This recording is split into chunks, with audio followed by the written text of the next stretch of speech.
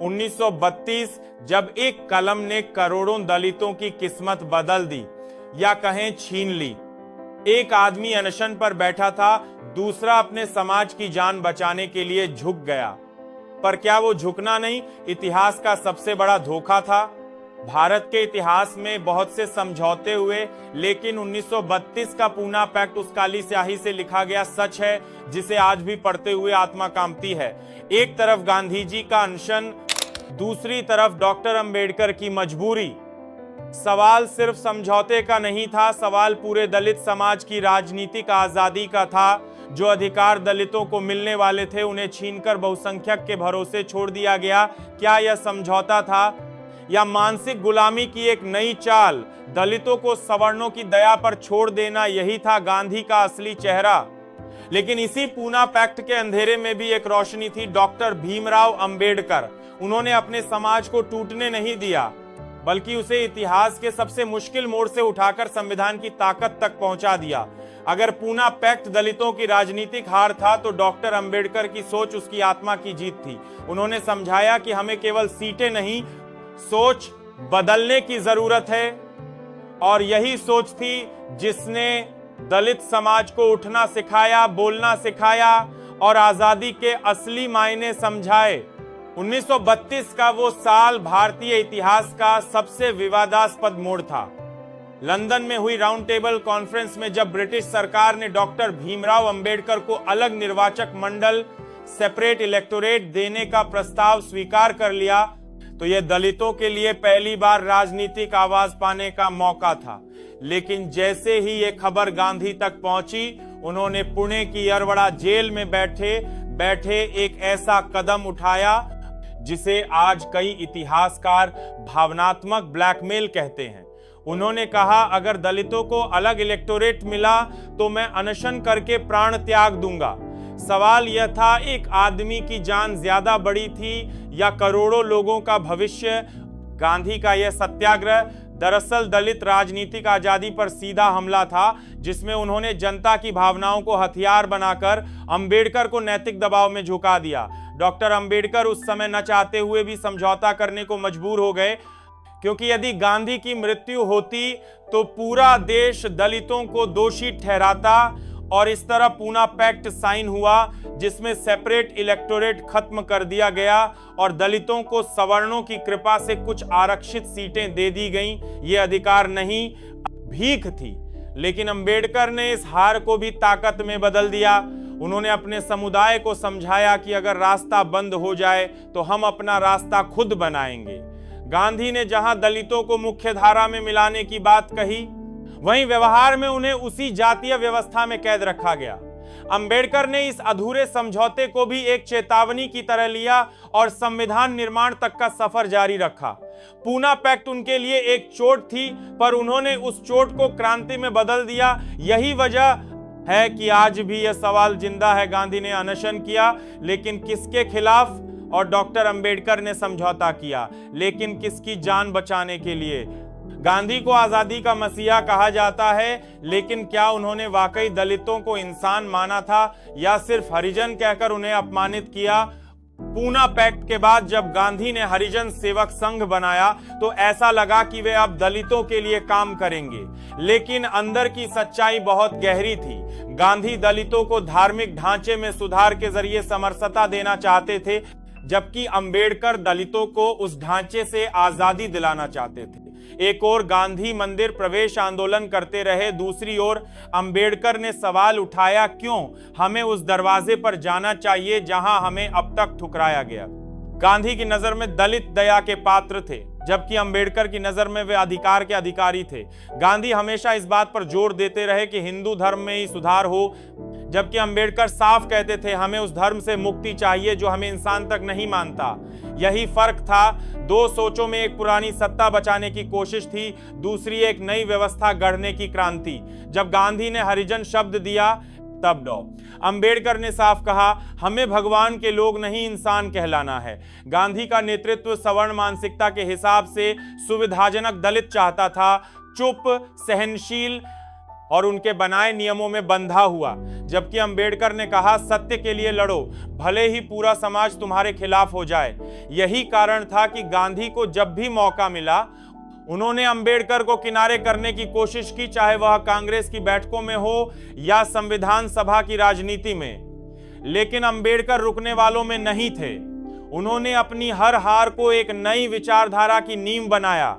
Poona pact के बाद भले ही दलितों की राजनीतिक ताकत सीमित हो गई हो, लेकिन अंबेडकर ने उसे सामाजिक क्रांति का कारण बना दिया।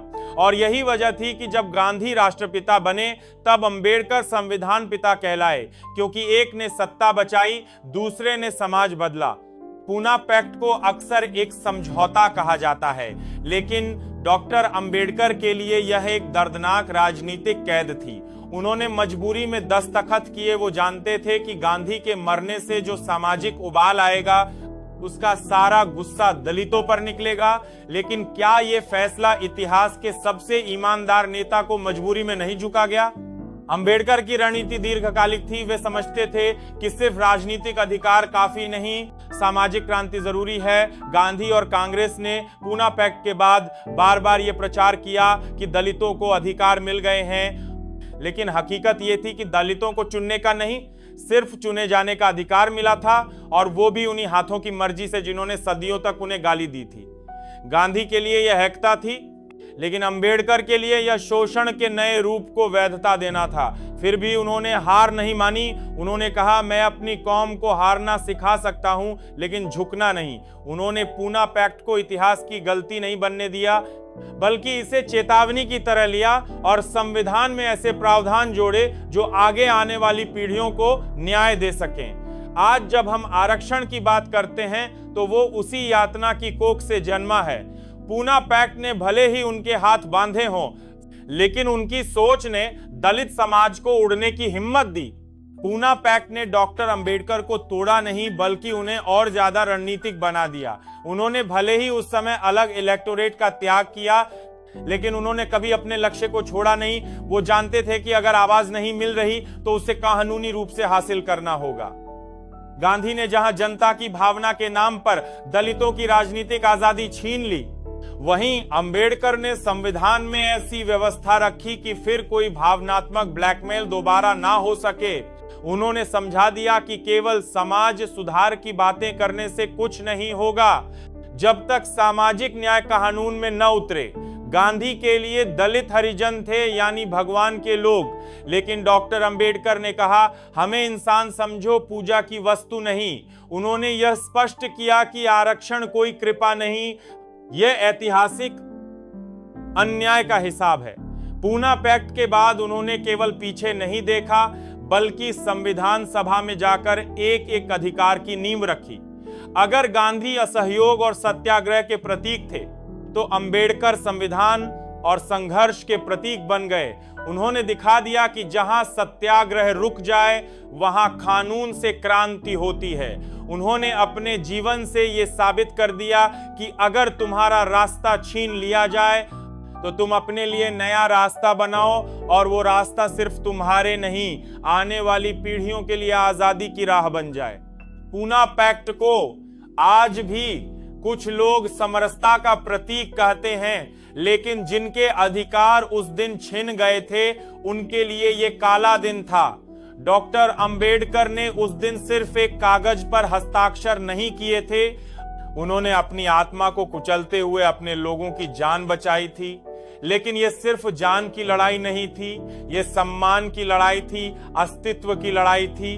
गांधी ने जिस चालाकी से अनशन को नैतिक हथियार बनाया, उसने पूरे देश को भावनात्मक रूप से जकड़ लिया और अंबेडकर को अकेला कर दिया। लेकिन वो अकेलापन इतिहास में सबसे बड़ा अकेलापन नहीं था, वो दलित समाज के हर उस व्यक्ति का अकेलापन था जिसे सदियों से मंदिरों से निकाला गया, स्कूलों से रोका गया, कुओं से दूर रखा गया और इंसान कहलाने से वंचित किया गया।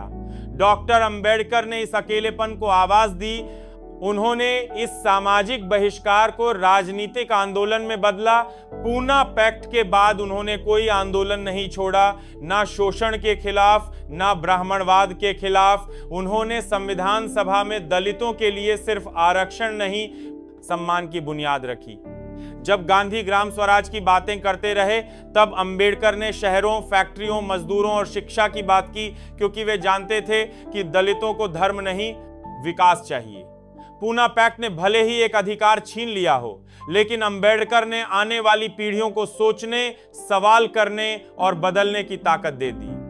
आज जब हम आरक्षण पर बहस करते हैं, तब ये याद रखना जरूरी है कि ये कोई सुविधा नहीं, ये पूना पैक्ट का जवाब है, वो जवाब जिसे डॉक्टर अंबेडकर ने अपनी हार को जीत में बदल कर दिया। उन्होंने जो रास्ता दिखाया वो आज भी हर उस इंसान के लिए रोशनी है जो अंधेरे में पैदा हुआ लेकिन उजाले तक पहुंचना चाहता है।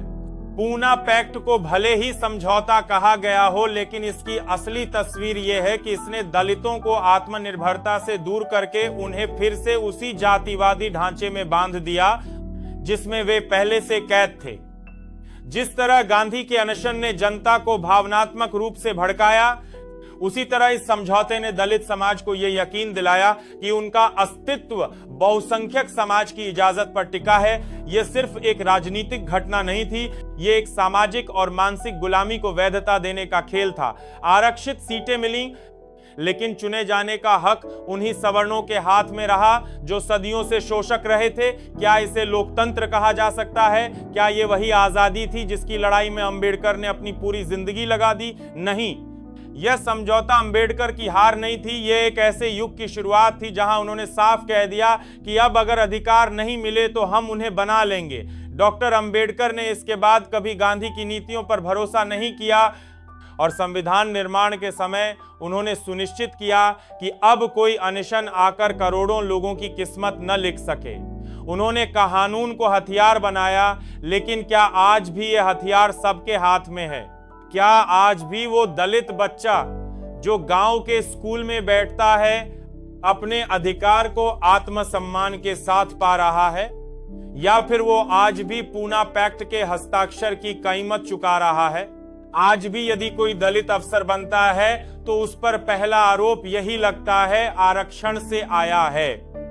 ये सोच बताती है कि गांधी भले ही चले गए, लेकिन पूना पैक्ट की मानसिक गुलामी आज भी जिंदा है। यही सबसे बड़ा सच है कि एक आदमी की जान बचाने के लिए एक पूरी कौम को फिर से झुका दिया गया और उस झुकाव को समझौता कहकर महिमा मंडित कर दिया गया। अंबेडकर ने उस अपमान को इतिहास की किताब में नहीं, संविधान की धाराओं में जवाब दिया। उन्होंने दिखा दिया कि जो हार भी लड़ता है वो ही असली विजेता होता है। और आज जब हम पीछे देखते हैं तो गांधी का अनशन ऐतिहासिक जरूर था, लेकिन अंबेडकर की चुप्पी में वो चीख थी जो आज भी हर दलित की आत्मा में गूंजती है। हम झुकेंगे नहीं, अब नहीं। अगर आप भी मानते हैं कि इतिहास सिर्फ किताबों में नहीं जमीर में लिखा जाता है, तो इस वीडियो को केवल देखिए मत, इसे साझा कीजिए। डॉक्टर अंबेडकर की यह लड़ाई आज भी अधूरी है और हर वो इंसान जो न्याय, बराबरी और आत्मसम्मान में विश्वास करता है, उसका फर्ज है कि वो इस सच्चाई को सब तक पहुंचाए। इस चैनल को सब्सक्राइब कीजिए ताकि ऐसी अनसुनी आवाजें आपके दिल तक पहुंचती रहें। और हाँ, कमेंट में लिखिए आदेशी अनसुनी आवाजें, आप हम झुकेंगे नहीं। और हाँ, अगर आप किसी और टॉपिक्स पर वीडियो फुल डिटेल्स में देखना चाहते हैं तो आप नीचे कमेंट बॉक्स में लिख दीजिए। जय भीम, जय संविधान, जय भारत।